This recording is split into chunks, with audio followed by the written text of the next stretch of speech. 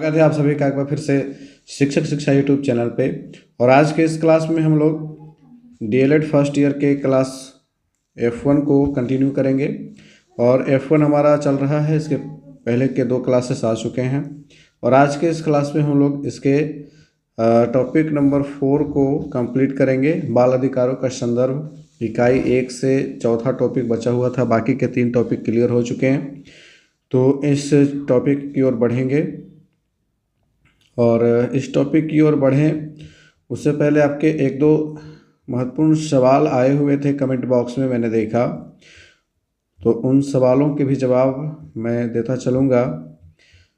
सबसे पहला सवाल एक स्टूडेंट ने पूछा है और वो सवाल है सर्वांगीण विकास से आप क्या समझते हैं। सर्वांगीण विकास से संबंधित एक सवाल पूछा गया था,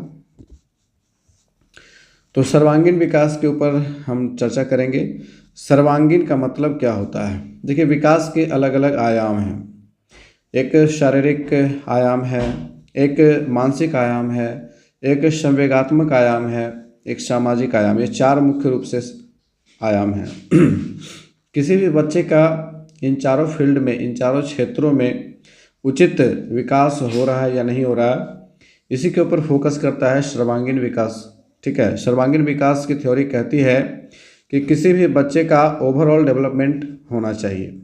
ये नहीं कि वो किसी एक क्षेत्र में तेज हो जाए, किसी एक क्षेत्र में वो अच्छा है, बाकी क्षेत्र उसके पिछड़े हुए हैं, तो वो सही नहीं माना जाता, वो पैटर्न गलत माना जाता है। विकास का पैटर्न है कि सभी दिशा में और सभी क्षेत्र में बच्चे का विकास होना चाहिए।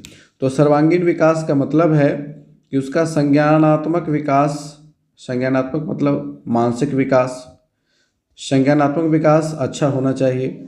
साथ ही उसका शारीरिक विकास भी अच्छा होना चाहिए, फिजिकल डेवलपमेंट भी अच्छा होना चाहिए।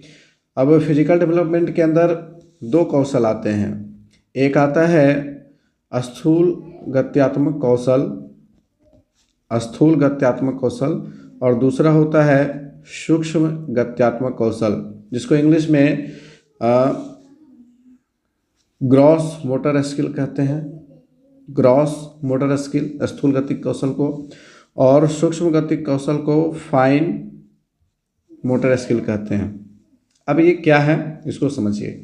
जैसे एक बच्चा है, छोटा सा बच्चा, क्लास 1 का, क्लास 2 का बच्चा है, और वह बच्चा अच्छे से चल लेता है, दौड़ता है, बैलेंस बना करके उछलता है, कूदता है, पेड़ पर चढ़ने की काबिलियत रखता है, तो ये उसका स्थूल गत्यात्मक कौशल हो गया। ठीक है, स्थूल गत्यात्मक कौशल उसका ठीक है, ये माना जाएगा।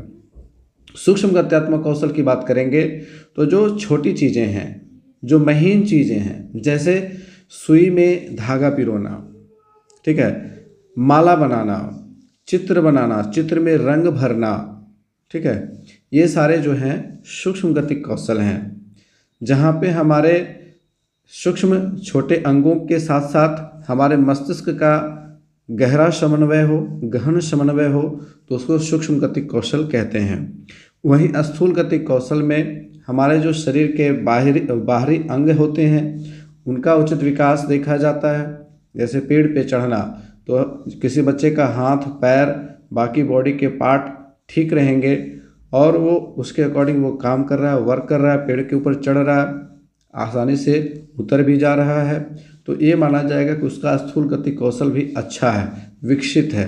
और अगर कोई बच्चा जिसके हाथ पैर बहुत अच्छे हैं, सही सलामत है, लेकिन पेड़ पे चढ़ने में अक्षम है, ठीक है, कूदने उछलने में वो डर रहा है, तो ये माना जाएगा कि उसका स्थूल गतिक कौशल अच्छा नहीं है, उसके ऊपर भी काम करना होगा।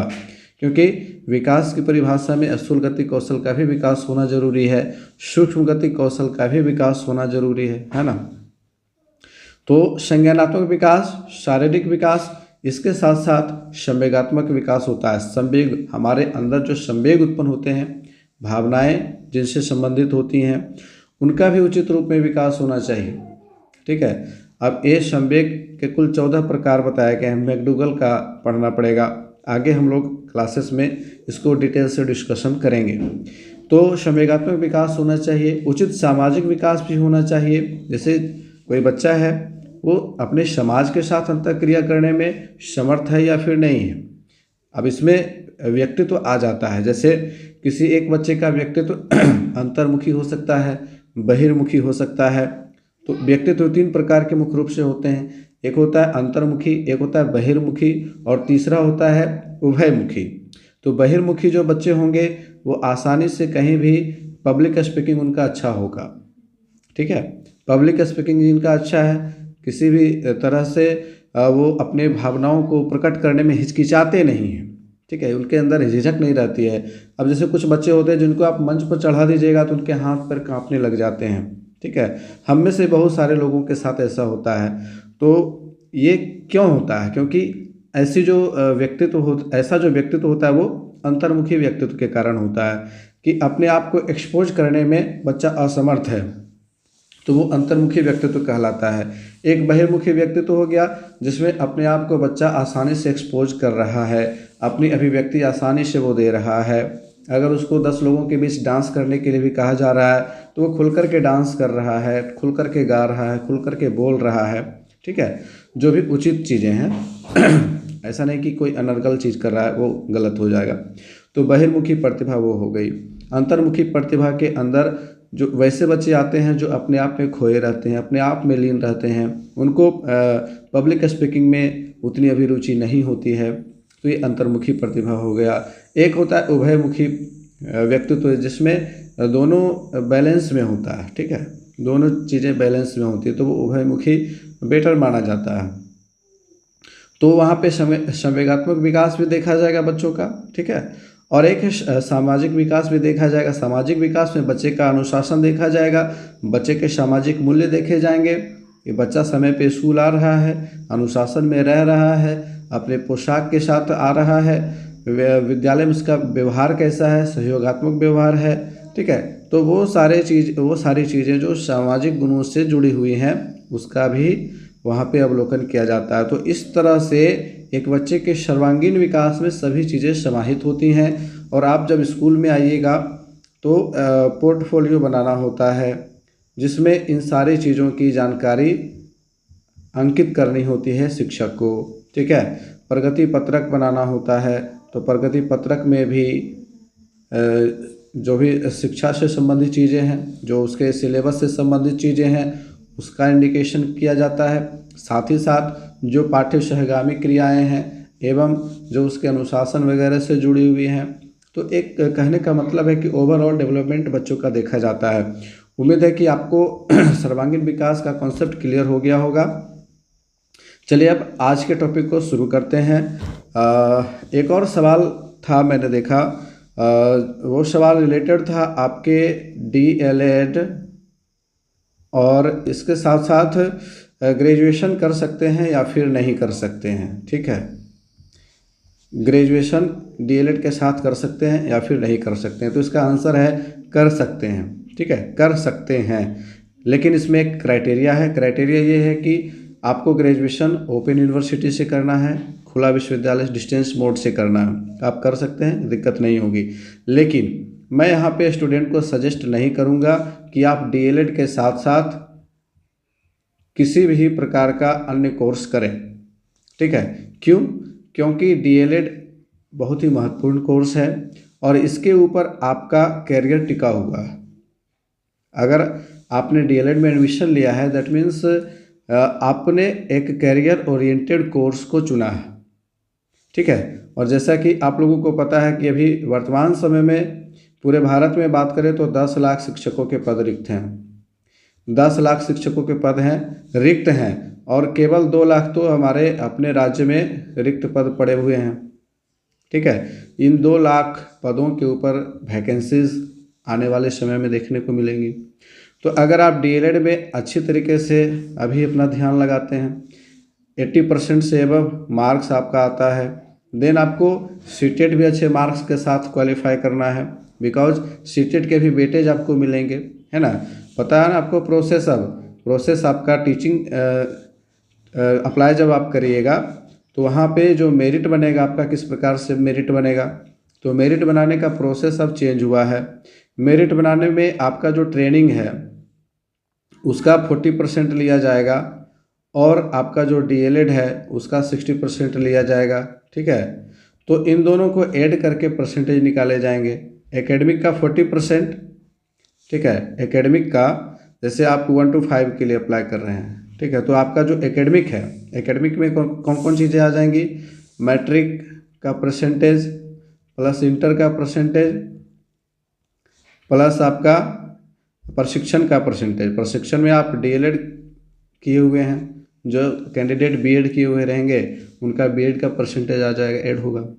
इन तीनों का एवरेज परसेंटेज निकाला जाएगा पहले तो, ठीक है, इन तीनों को जोड़ करके 3 से भाग देंगे, एवरेज परसेंटेज आ जाएगा, उसका 40% आएगा और सीटेट का 60% आएगा। उन दोनों को ऐड करके जो भी आपका मेरिट मार्क आएगा वो मेरिट पॉइंट कहा जाता है।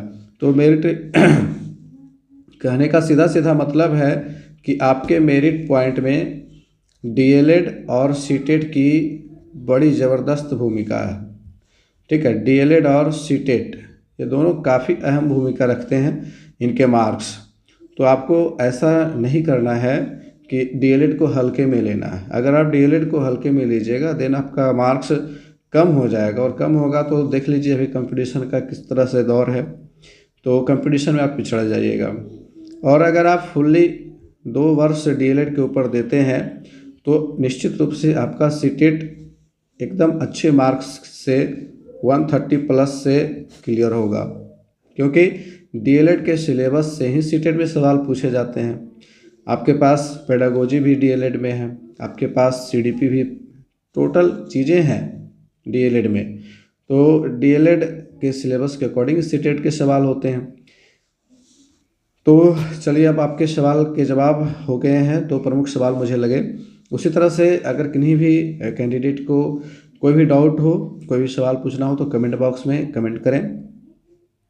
चलिए अब हम आज के टॉपिक को शुरू करेंगे, बाल अधिकारों का संदर्भ, और ये काफ़ी इम्पोर्टेंट भी है क्योंकि इससे भी संबंधित प्रीवियस ईयर्स क्वेश्चन देखने को मिले हुए हैं। ठीक है, और आज के इस क्लास में भी मैं प्रीवियस ईयर क्वेश्चन को दिखा दूंगा आप लोगों को। और सबसे पहले समझ लेंगे कि बाल अधिकार हैं क्या।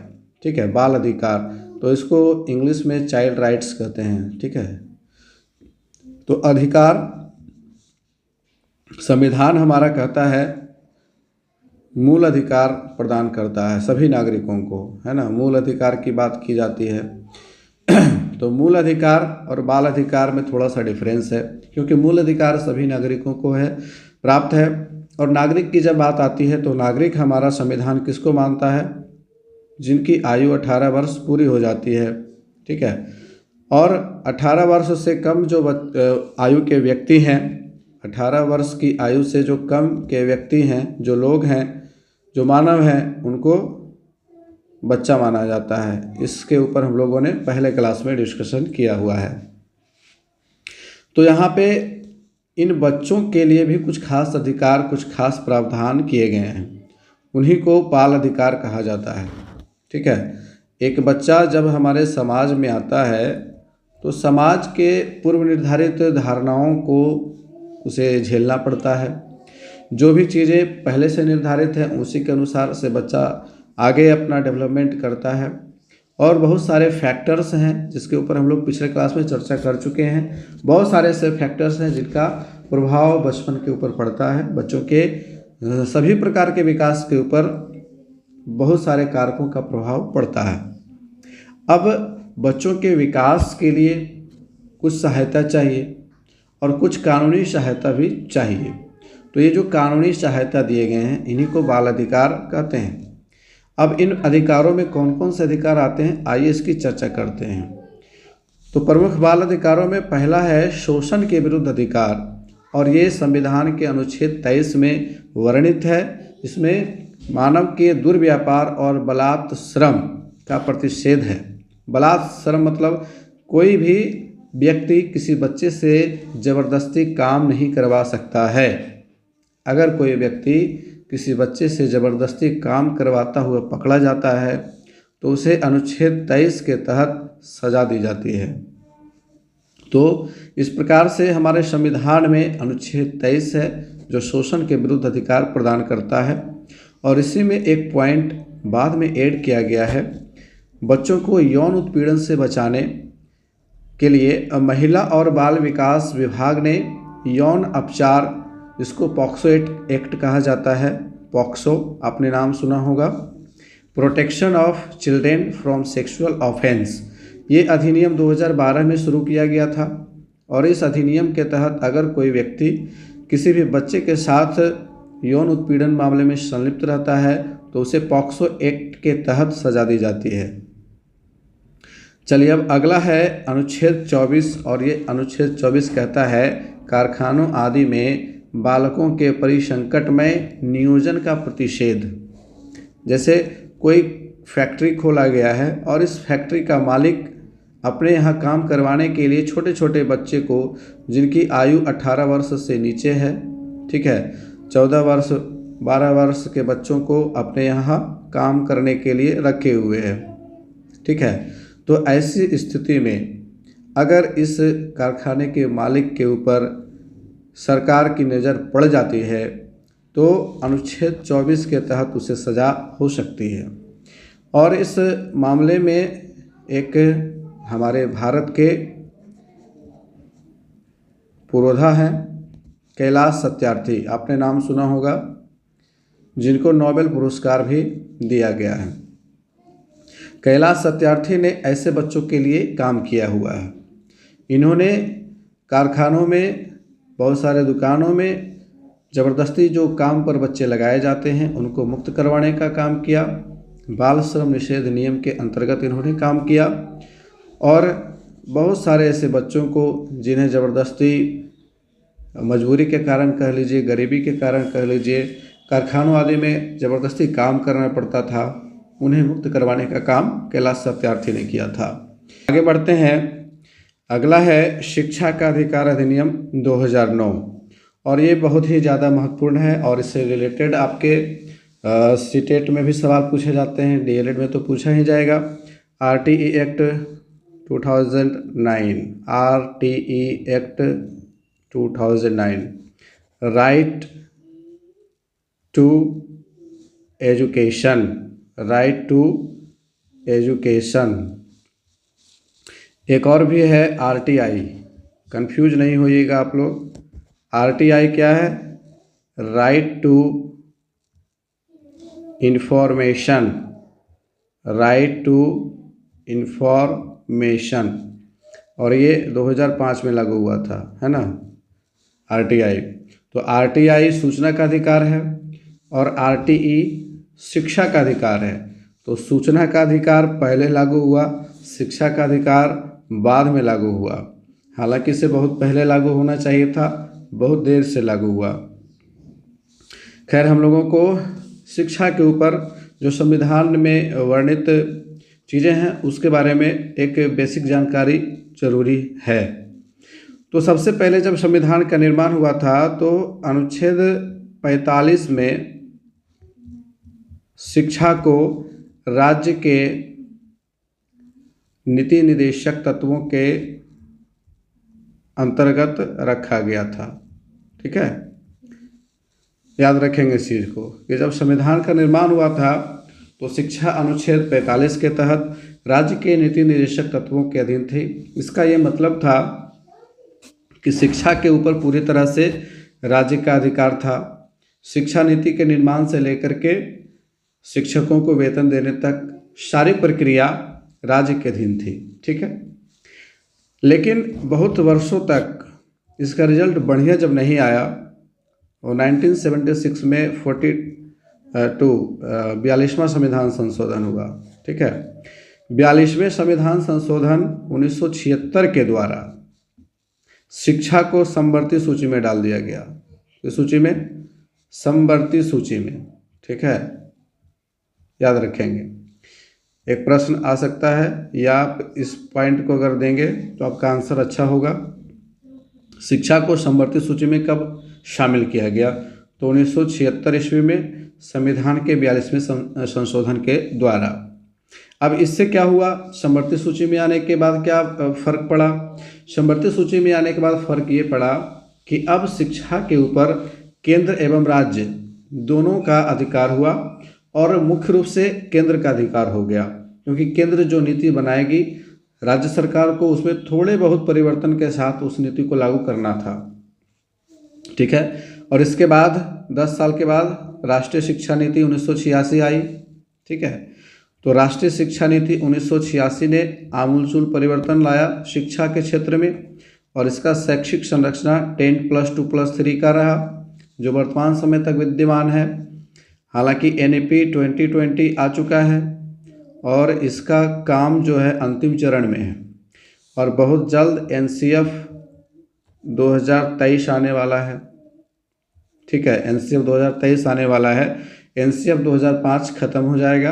अब NCF 2023 के अकॉर्डिंग नए प्रारूप के आधार पर शिक्षा की प्रणाली जो है बिल्कुल बदल जाएगी। तो NEP 2020 की शैक्षिक संरचना 5+3+3+4 हो गई है, और इससे संबंधित काफ़ी सवाल सीटेट में पूछे जा रहे हैं। ठीक है, वर्तमान समय का जो सीटेट चल रहा है, सीटेट खत्म होगा, उसके बाद जो क्वेश्चन वेबसाइट के ऊपर आएगा तो उस क्वेश्चन को डाउनलोड करके आप उनको देखिएगा। उसमें NEP 2020 से सवाल देखने को मिलेंगे। तो अब बात हो रही है शिक्षा की, शिक्षा के अधिकार अधिनियम की। तो हम पहुँचे थे कहाँ तक? 1976 तक, जब 42वां संविधान संशोधन हुआ और शिक्षा को शामिल किया गया समवर्ती सूची में। ठीक है, और इसके 10 वर्ष के बाद राष्ट्रीय शिक्षा नीति आती है 1986, जिसमें शिक्षा का प्रारूप बदला। लेकिन अभी तक अनिवार्य एवं मुफ्त शिक्षा का अधिकार बच्चों को नहीं दिया गया। अभी तक 1986 तक भी नहीं दिया गया। फिर 1993 में एक वर्डिक्ट हुआ, एक वाद हुआ आंध्र प्रदेश में। आंध्र प्रदेश में एक व्यक्ति हुए P. उन्नी कृष्णन। ये एक शिक्षाविद थे। इन्होंने बच्चों के शिक्षा के संदर्भ में राज्य सरकार के खिलाफ आरोप पत्र दायर किया कि इनका मानना था कि जो भी 6 से 14 आयु वर्ग के बच्चे हैं उनको मुफ्त एवं अनिवार्य शिक्षा मिलनी चाहिए, जबकि वहाँ पे उस टाइम पे फीस लिया जाता था बच्चों से सरकारी विद्यालय में। तो फीस ली जाती थी, इसलिए P. उन्नी कृष्णन ने इस मामले को उठाया और इनका मामला पहुंचा सुप्रीम कोर्ट ऑफ इंडिया। अब यहाँ पे सुप्रीम कोर्ट ने यह माना कि 6 से 14 आयु वर्ग के बच्चे को मुफ्त एवं अनिवार्य शिक्षा मिलनी चाहिए। यहाँ पे उन्नी कृष्णन की जीत हो गई। लेकिन अभी तक पूरे देश के लेवल पर ये लागू नहीं हो पाया, कानून नहीं बना। तो सुप्रीम कोर्ट ने राज्य सरकार को आदेश दिया, केंद्र सरकार को भी एक सलाह दी कि यह होना चाहिए। और इसके बाद वर्क इसके ऊपर शुरू हुआ, लेकिन बहुत लेट हुआ। 2002 ईस्वी में संविधान का 86वां संविधान संशोधन होता है, जिसमें संविधान के भाग 3 में अनुच्छेद 21 को जोड़ा जाता है। भाग 3 में, ठीक है, भाग 3 में अनुच्छेद 21 का जोड़ा गया, और इस 21 का में लिखा गया कि 6 से 14 आयु वर्ग के बच्चों को मुफ्त एवं अनिवार्य शिक्षा का प्रावधान किया जाना चाहिए। लेकिन अभी तक फाइनल कानून नहीं बन पाया।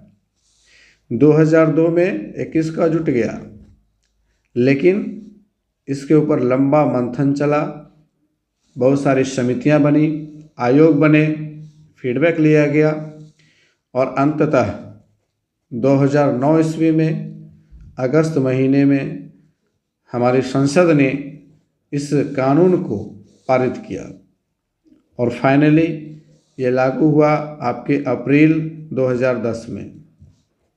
अप्रैल 2010 में ये पूरे देश में, संपूर्ण देश में लागू कर दिया गया।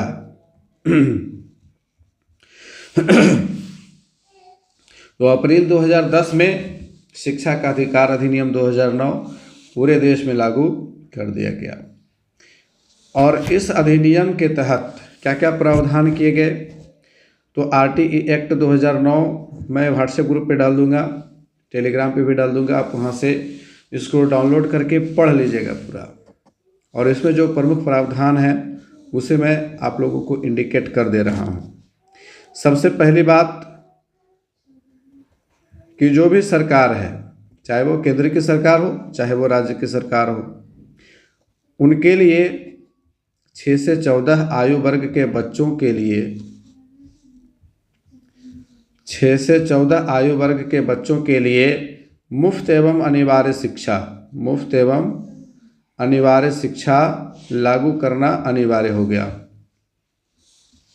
अब मुफ्त का मतलब किसी भी प्रकार का शुल्क नहीं लिया जाएगा। ये जो 6 से 14 आयु वर्ग कहा गया, इसमें क्लास 1 से लेकर के क्लास 8 तक की पढ़ाई की बात की जा रही है। ठीक है, क्लास 1 में जब बच्चा 6 वर्ष का होगा तो क्लास 1 में आएगा, और वो क्लास 8 में जाते जाते 14 वर्ष का हो जाएगा। तो क्लास 1 से क्लास 8 तक किसी भी प्रकार का कोई शुल्क बच्चे से नहीं लिया जाएगा। ये मुफ्त का अर्थ हुआ। और अनिवार्य का मतलब हुआ कि अनिवार्य रूप से इसमें एक भी बच्चा छूटना नहीं चाहिए, चाहे वो बच्चा किसी भी कैटेगरी का हो, किसी भी प्रकार का हो, किसी भी जाति धर्म संप्रदाय से आता हो, किसी भी प्रकार का वहाँ पे अंतर भेदभाव नहीं देखना है। तो इस तरह से शिक्षा का अधिकार अधिनियम 2009 समावेशी शिक्षा की बात भी करता है, और एक टर्म समावेशी शिक्षा का भी है। इसके ऊपर भी हम लोग एक क्लास करेंगे आगे के, आपके F2 F3 में समावेशी शिक्षा की बात की जाएगी। तो वहाँ पे हम समावेशी शिक्षा के इतिहास एवं वर्तमान की पड़ताल करेंगे। तो समावेशी शिक्षा की बात करती है शिक्षा का अधिकार अधिनियम 2009। ठीक है, तो मुफ्त एवं अनिवार्य शिक्षा का मतलब समझ गए। इसमें विद्यालय की स्थापना का प्रावधान किया गया। दूसरा जो इम्पोर्टेंट प्रावधान है विद्यालय की स्थापना, और इसके लिए 6 से 14 आयु वर्ग तक के बच्चों के लिए 2 प्रकार के विद्यालय परिभाषित किए गए। पहला प्राथमिक विद्यालय, और ये प्राथमिक विद्यालय 1 to 5 पहली क्लास से 5वीं क्लास तक के विद्यालय को प्राथमिक विद्यालय कहते हैं। ठीक है, और किसी भी बसावट के, किसी भी गांव कस्बा मोहल्ला टोला जिसकी आबादी होनी चाहिए, ठीक है, 700-800 आबादी कम से कम होनी चाहिए। आबादी का जिक्र नहीं है, लेकिन बसावट के 1 किलोमीटर के रेडियस में एक प्राथमिक विद्यालय अनिवार्य है। ठीक है, ये पहले विद्यालय की शर्त है। प्राथमिक विद्यालय की शर्त क्या है कि किसी भी मानव आबादी के 1 किलोमीटर रेडियस में एक प्राथमिक विद्यालय होना चाहिए। वहीं प्रारंभिक विद्यालय की बात भी की गई। प्रारंभिक विद्यालय का मतलब क्या होता है? प्रारंभिक विद्यालय का मतलब होता है क्लास 1 से लेकर के क्लास 8 तक का विद्यालय। ठीक है, एकदम कंफ्यूज नहीं होना है।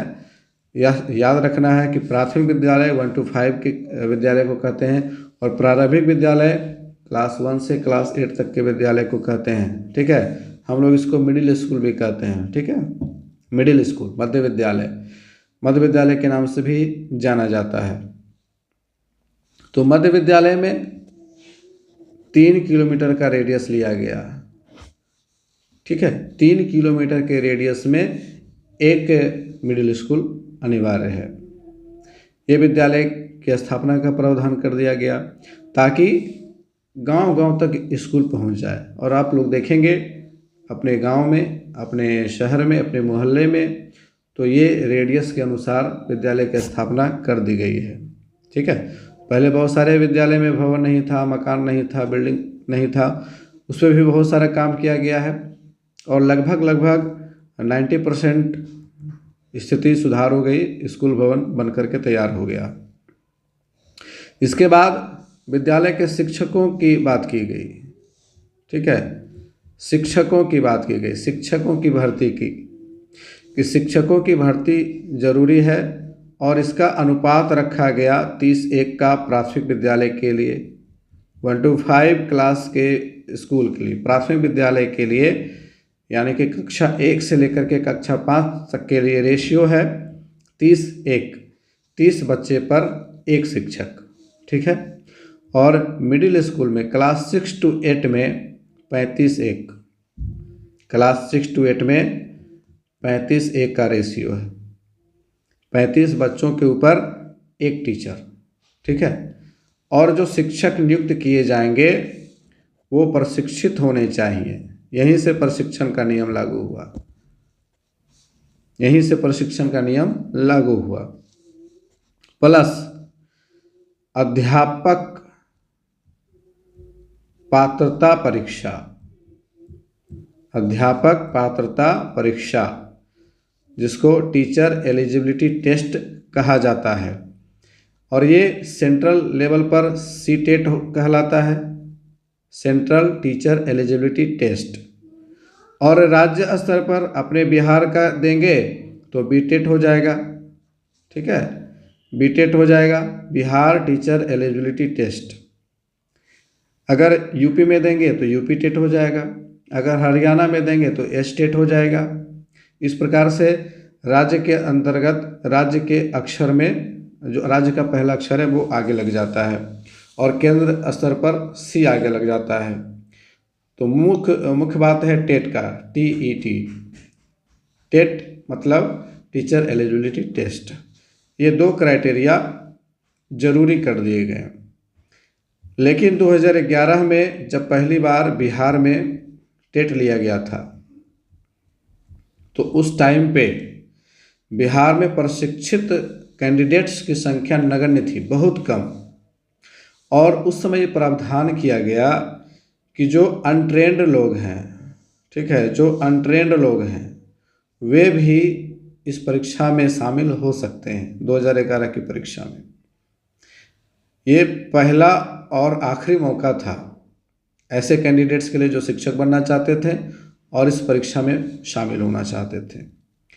तो 2011 की परीक्षा हुई थी दिसंबर 2012 में, दिसंबर 12 में इसका एग्ज़ाम हुआ था, और 2013 में रिजल्ट हुआ था, और वहीं से फिर बहाली की प्रक्रिया शुरू हुई थी।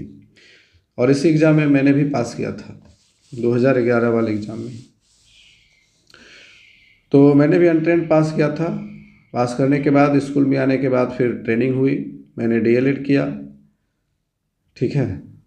तो इस प्रकार से अप्रशिक्षित शिक्षक को फिर प्रशिक्षित किया गया, प्रशिक्षण कराया गया, लेकिन प्रशिक्षण अनिवार्य किया गया। प्रशिक्षण को अनिवार्य किया गया RTE एक्ट 2009 के तहत। एक और प्रावधान किया गया जो इम्पोर्टेंट है वो है VSS की स्थापना। VSS का मतलब होता है विद्यालय शिक्षा समिति। ठीक है, इंग्लिश में, हिंदी को ही इंग्लिश में लिखा गया है विद्यालय शिक्षा समिति, तो इसको VSS कहा गया है। VSS का गठन प्रत्येक विद्यालय में किया जाना है, और विद्यालय में जो भी कार्य होंगे, चाहे वो विकास से जुड़े हुए कार्य हों, मरम्मति से जुड़े हुए कार्य हों, शिक्षा से संबंधित कोई विशेष कार्य हो, उसके लिए VSS की बैठक होनी है। प्रत्येक महीने एक बैठक अनिवार्य है, और 3 वर्षों में VSS का पुनर्गठन किया जाता है।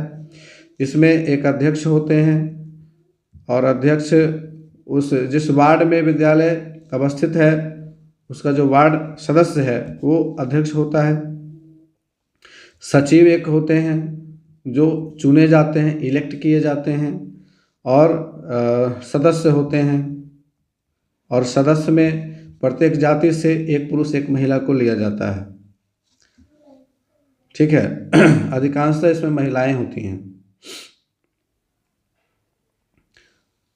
तो इस प्रकार से VSS की स्थापना का प्रावधान भी शिक्षा के अधिकार अधिनियम की देन है। तो इतनी सारी चीज़ें शिक्षा का अधिकार अधिनियम 2009 देता है। अब इसके ऊपर आपको अगर बहुत सवाल बन सकते हैं, ठीक है, शिक्षा के अधिकार अधिनियम से संबंधित बहुत सारे सवाल बन सकते हैं।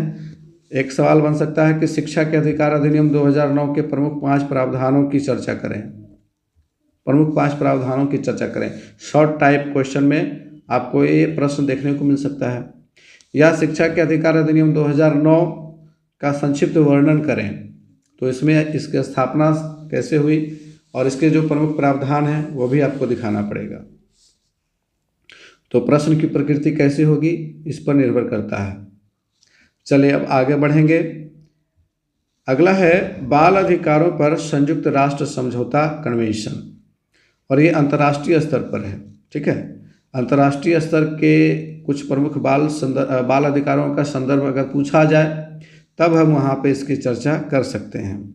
इसको कहते हैं UNCRC। UNCRC मतलब United Nations convention on the rights of the child.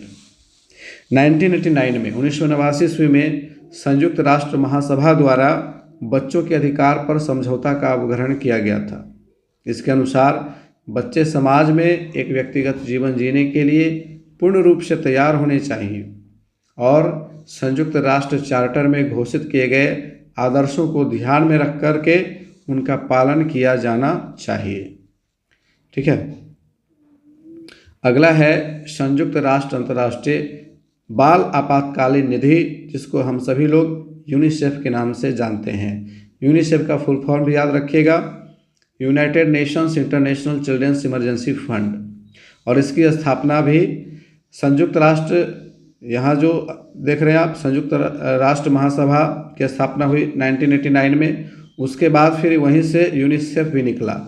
ठीक है, संयुक्त राष्ट्र अंतर्राष्ट्रीय बाल आपातकालीन निधि यूनिसेफ की स्थापना 1946 ईस्वी में संयुक्त राष्ट्र महासभा के द्वारा ही द्वितीय विश्व युद्ध के बाद की गई थी। द्वितीय विश्व युद्ध 1942 में ख़त्म हुआ था, तो उसके बाद 1946 में इसकी स्थापना की गई। इसके स्थापना का मुख्य उद्देश्य यूरोप में द्वितीय विश्व युद्ध के बाद बच्चों की सहायता करना था। बिकॉज उस समय क्या हुआ था, युद्ध के बाद बहुत सारे बच्चे बेघर हो गए थे, बहुत सारे बच्चों के माता पिता मारे गए युद्ध में, जिनके वजह से उनका देखरेख करने वाला कोई नहीं था। तो ऐसे बच्चों की संख्या बहुतायत में थी और युद्ध भूमि में घायल हुए भी बहुत सारे ऐसे बच्चे थे जिनकी सहायता करने के लिए कोई तैयार नहीं था। तो उस संदर्भ में यूनिसेफ की स्थापना की गई थी। ठीक है, और उस टाइम पे इस संस्था ने बच्चों की बहुत ज़्यादा सहायता की थी। उसके बाद धीरे धीरे ये जो है अपने अस्तित्व को और ज़्यादा मजबूत करते गया और वर्तमान समय में लगभग पूरे विश्व में यूनिसेफ की संस्था काम करती है। 1953 ईस्वी में यह संयुक्त राष्ट्र तंत्र का स्थायी प्रभाग हो गया था। वर्तमान समय में यूनिसेफ 150 देशों में कार्यरत है। 150 देशों में, लगभग पूरे विश्व में यूनिसेफ काम करता है। और यूनिसेफ का काम क्या है, शिक्षा के साथ साथ हेल्थ के ऊपर भी काम करना है। अभी देखिए वर्तमान समय में हमारा जो NAP 2020 है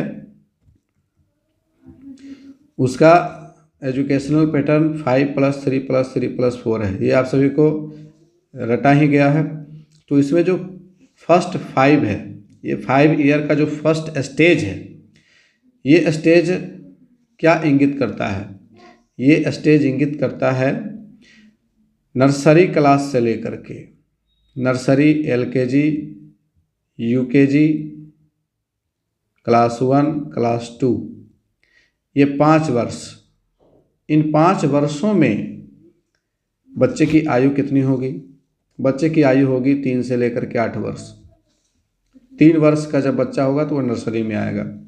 ठीक है, फिर वो LKG में आएगा, फिर UKG में आएगा, फिर 1 में आएगा, फिर 2 में आएगा। 2 खत्म होते होते वो 8 वर्ष का हो जाएगा। ठीक है, तो ये जो 3 से 8 वर्ष तक के बच्चे हैं, इनके लिए एक शब्द गढ़ा गया है, पूर्व बाल्यावस्था।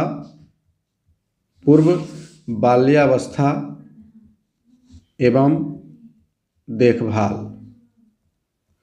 और इसके अंतर्गत आंगनवाड़ी का सशक्तिकरण किया जाना है और आंगनवाड़ियों को विद्यालय से टैग किया जाएगा।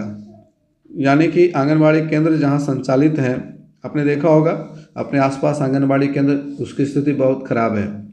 70% आंगनवाड़ी केंद्र जो है वो रेंट पे चल रहे हैं, किराए के मकान में, और कुछ जो है वो किसी कमरे में, एक कमरे में, बंद कमरे में चलाया जा रहा है। वहाँ पे बच्चों के सर्वांगीण विकास पर बहुत बाधा हो रही है। तो उस सर्वांगीण विकास को प्राप्त नहीं करना है। एक शब्द गढ़ा गया है FLN, जिसका फुल फॉर्म है फाउंडेशनल लिटरेसी एंड न्यूमरेसी। ठीक है, यहाँ पे इधर लिख देते हैं न्यूमरेसी। मतलब है बुनियादी साक्षरता एवं संख्या ज्ञान। एक सर्वे किया गया जिसमें पाया गया कि लगभग 5 करोड़ बच्चे जो तीसरी कक्षा पास कर चुके हैं उनको बुनियादी संख्या ज्ञान, बुनियादी साक्षरता नहीं है। कहने का मतलब कि वो अक्षर को नहीं पहचान पा रहे हैं, वो हिंदी के अक्षर को नहीं पहचान पा रहे हैं, इंग्लिश के अक्षर को नहीं पहचान पा रहे हैं, किताब पढ़ने की बात तो बहुत दूर है। बुनियादी संख्या ज्ञान उनमें नहीं है, संख्याओं की समझ उनमें नहीं है। तो इस कमी को देखते हुए ECCE के सुदृढ़ीकरण की बात की जा रही है और इसमें यूनिसेफ शामिल है। मैंने इसकी चर्चा इसीलिए की क्योंकि इसमें यूनिसेफ शामिल है। ठीक है, और बहुत जल्द ही ये सारी चीज़ें देखने को मिलेगी, इसके ऊपर इम्प्लीमेंटेशन होगा। और जो हमारा अर्ली चाइल्डहुड का एज है, आंगनवाड़ी केंद्र का, नर्सरी से लेकर के UKG तक का, तो ऐसे बच्चों के शिक्षण के लिए, टीचिंग के लिए अब एक प्रशिक्षित शिक्षकों की भी बहाली होगी और उसके लिए एक कोर्स आएगा NTT। ठीक है, बहुत सारे प्राइवेट यूनिवर्सिटीज़ ने NTT कोर्स प्रारंभ भी कर दिया है। NTT का मतलब नर्सरी टीचर ट्रेनिंग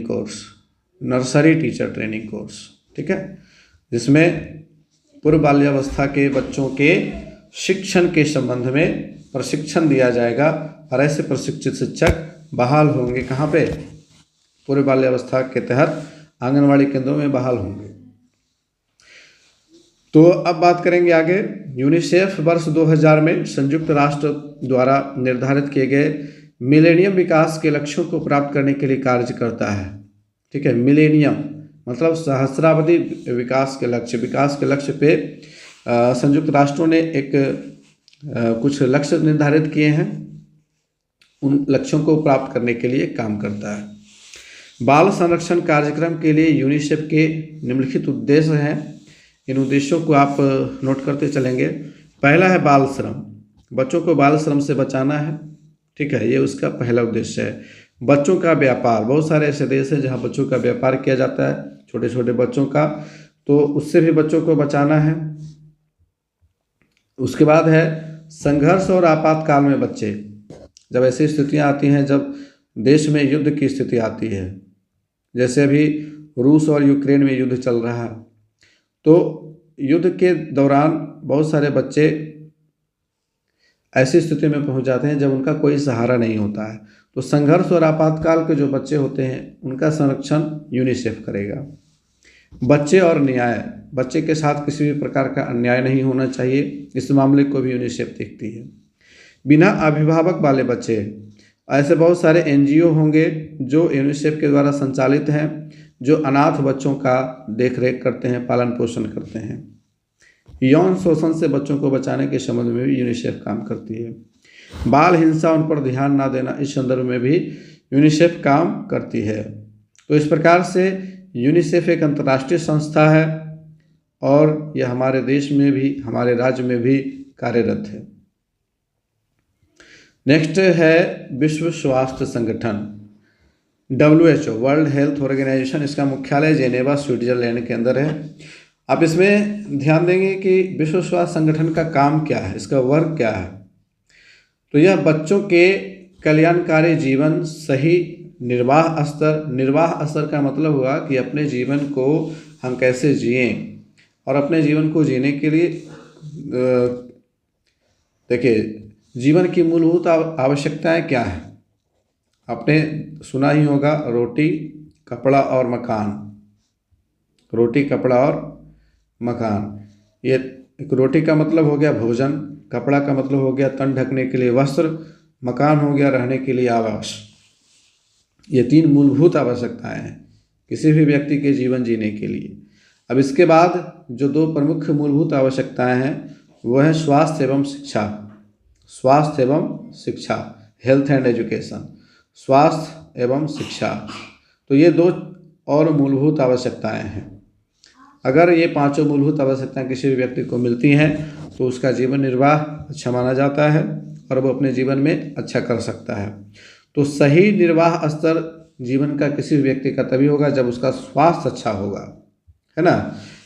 अगर कोई व्यक्ति अपना जीवन अच्छे तरीके से चलाना चाहता है तो उसकी सबसे पहली शर्त होगी कि उसका स्वास्थ्य बढ़िया होना चाहिए। और इसीलिए एक कहावत भी है कि स्वस्थ तन में ही स्वस्थ मस्तिष्क का वास होता है। तो जब हमारा हेल्थ अच्छा नहीं होगा तब तक हमारा मस्तिष्क भी अच्छा नहीं होगा। तो स्वास्थ्य के लिए कौन काम करता है? WHO काम करता है। विश्व भर में 18 वर्ष से कम आयु के बच्चों पर यह संस्था काम करती है, जिसकी स्थापना 1948 ईस्वी में की गई थी। बाल अधिकार संरक्षण के लिए राष्ट्रीय आयोग। अच्छा, एक बात और है कि WHO के द्वारा आप लोगों ने कभी कोई कार्यक्रम को आयोजित होते हुए देखा है क्या? तो देखिए, WHO बहुत सारा काम करती है। विद्यालय में हेल्थ चेकअप होता है, बच्चों के स्वास्थ्य की जांच होती है। तो हेल्थ चेकअप में बच्चों के लिए जो डॉक्टर्स की टीम आती हैं, उसके लिए जो पारिश्रमिक होता है, खर्च होता है, उसको WHO वहन करती है। बच्चों के लिए समय समय पे टैबलेट्स दिए जाते हैं। एक टैबलेट है अल्बेंडाजोल की गोली। अल्बेंडाजोल की गोली आप लोगों ने भी कभी कभी खाई होगी। यह कृमिनाशक दवा होती है जो पेट में कीड़ों को मारती है। कहते हैं पेट में जोंक हो गया है, तो अगर पेट में जोंक हो गया तो अल्बेंडाजोल की गोली आपको डॉक्टर देगा, ठीक है। और ये टैबलेट बाज़ार में जाइएगा तो 16 रुपये से शुरू होता है और आगे तो दाम 20-25 रुपये तक जाता है। और ये टैबलेट प्रत्येक वर्ष बच्चों को दी जाती है। तो वर्ष भर में 1 से 2 टैबलेट अगर अल्बेंडाजोल का खाते हैं तो पेट में कीड़े होने की संभावना खत्म हो जाती है। और एक है आयरन फोलिक एसिड, ठीक है, आयरन फोलिक एसिड, आयरन की गोलियां। ऐसा देखा गया है हमारे देश में कुपोषण बहुत ज़्यादा है और कुपोषण के कारण सबसे ज़्यादा प्रभावित होती हैं लड़कियां और उनमें होती है खून की कमी और आयरन की कमी के कारण वो हो जाती हैं एनीमिया की शिकार, जिसके कारण उनका जो शारीरिक विकास है वो अवरुद्ध हो जाता है। और जैसे जैसे उनका जीवन बढ़ता है, विवाह के उपरांत उनको कई प्रकार की कठिनाइयों का सामना करना पड़ता है। तो आयरन फोलिक एसिड की दवाइयाँ देने का काम भी WHO के माध्यम से किया जाता है। WHO पैसा देती है और राज्य सरकारें उसी पैसे का इस्तेमाल करके हमारे विद्यालयों में हमारे बच्चों के लिए वो सारा काम करती है। आंगनबाड़ी केंद्र पर टीकाकरण का काम होता है, आंगनबाड़ी केंद्रों पर एवं सरकारी अस्पताल में बहुत सारे ऐसे टीकाकरण के काम हैं जो WHO की मदद से किए जाते हैं, जिसमें WHO की सहायता होती है। चलिए अब आगे बढ़ेंगे। बाल अधिकार संरक्षण के लिए राष्ट्रीय आयोग NCPCR, ये NCPCR है। अब अपने देश में वापस आ जाइए। वो सारी अंतर्राष्ट्रीय संस्थाएं थी। कौन कौन अंतर्राष्ट्रीय संस्थाएं देख लीजिए एक बार फिर से। पहला है UNCRC, United Nations convention on the rights of the child. दूसरी संस्था है यूनिसेफ। तीसरी संस्था है WHO। तो ये 3 प्रमुख अंतर्राष्ट्रीय संस्था हैं जो बच्चों के लिए काम करती हैं।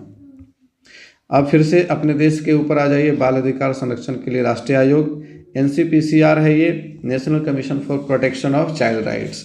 इसकी स्थापना मार्च 2007 में की गई थी। यह बाल अधिकार संरक्षण आयोग के अधीन कार्य करता है, जो दिसंबर 2005 में संसद का अधिनियम बन गया था। इस आयोग का उद्देश्य यह सुनिश्चित करना है कि भारत के संविधान में उल्लेखित कानून, नीतियाँ, कार्यक्रम और प्रशासनिक नीतियाँ सब संविधान में वर्णित बाल अधिकार संरक्षण के पूर्णतः अनुरूप हों। मतलब ये गाइडलाइन का काम करती है कि जो संस्थाएं हैं, जो नियम कानून बनाए गए हैं संविधान के अकॉर्डिंग, वो उसके अकॉर्डिंग काम कर रही हैं या फिर नहीं कर रही हैं। तो उसके लिए ये काम करता है बाल अधिकार संरक्षण के लिए राष्ट्रीय आयोग।